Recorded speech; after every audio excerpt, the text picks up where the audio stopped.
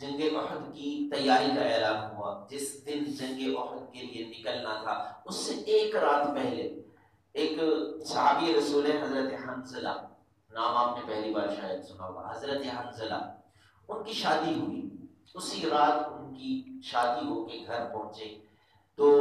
آج کل ہمارے نوجوانوں کی شادی ہوتی ہیں تو سال سال مسجد کا منہ نہیں دیکھتے، شادی ہو گئی جی بڑے مصروف رہتے ہیں۔ تو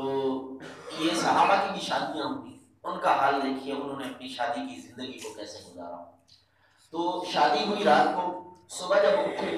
تو نہانے کی حاجت تھی، نہانے کے لیے پہنچے، غسل کر رہے تھے، سر پر ابھی پانی ڈالا تھا کہ اعلان آیا، منادی نے ندا دی، آؤ اللہ کے رسول تمہیں جہاد کے لیے بلاتے ہیں، کافروں کے خلاف جہاد۔ سر دھویا ہوا تھا، باقی جسم باقی تھا، پانی وہی چھوڑا، اٹھ کے چلے آئے جہاد کے لیے، تلوار اٹھائی،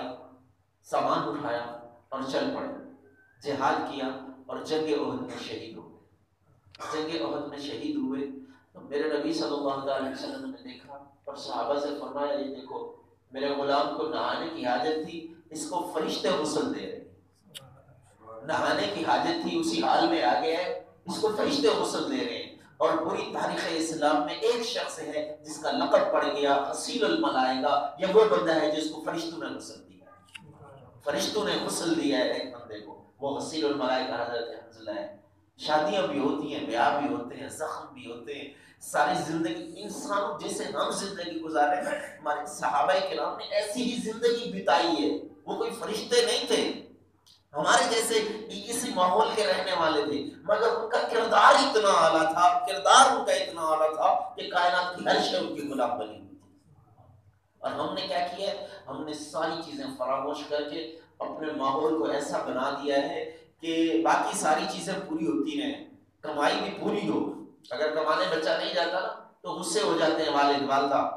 کام پہ نہیں جا رہا، لیکن اگر وہی بیٹا نماز کے لیے نہ جائے کوئی غصے نہیں ہوتا، کوئی جلال میں نہیں آتا۔ وہی بیٹا قرآن کی تلاوت، سال ہو گیا قرآن کی طرف منہ نہیں دیکھا، قرآن پڑھا ہوا ہے لیکن قرآن کی تلاوت کے لیے کبھی کھول کے نہیں بیٹھا، کسی نے اس سے نہیں پوچھا قرآن کب پڑھا تھا آخری بار، کوئی نہیں پوچھتا۔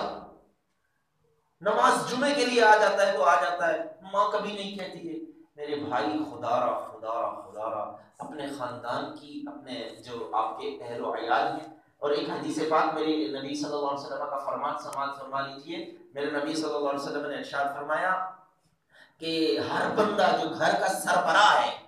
جو گھر کا سربراہ ہے، اس کے اہل و عیال اگر نماز نہیں پڑھتے، کوئی نیکی نہیں کرتے، برائی کرتے ہیں، غلط کام کرتے ہیں، یاد رکھیں نماز چھوڑنا ایک گناہ ہے، عظیم الشان گناہ۔ اگر کوئی بندہ گنہگار ہے اور اس کا جو سربراہ ہے وہ اس کو نہیں سمجھاتا، وہ بھی اس کے ساتھ کا گنہگار ہے، اس سے بھی پوچھا جائے گا، اس کی بھی پکڑ ہوگی۔ تو کلکم راع، نبی صلی اللہ علیہ وسلم نے فرمایا کلکم راع وکلکم مسئول عن رعیتہ، تم میں سے ہر ایک جو گھر کا سربراہ ہے اس کے رعایا ہیں، اس کے گھر کے رہنے والے افراد جو ہیں اس کے رعایا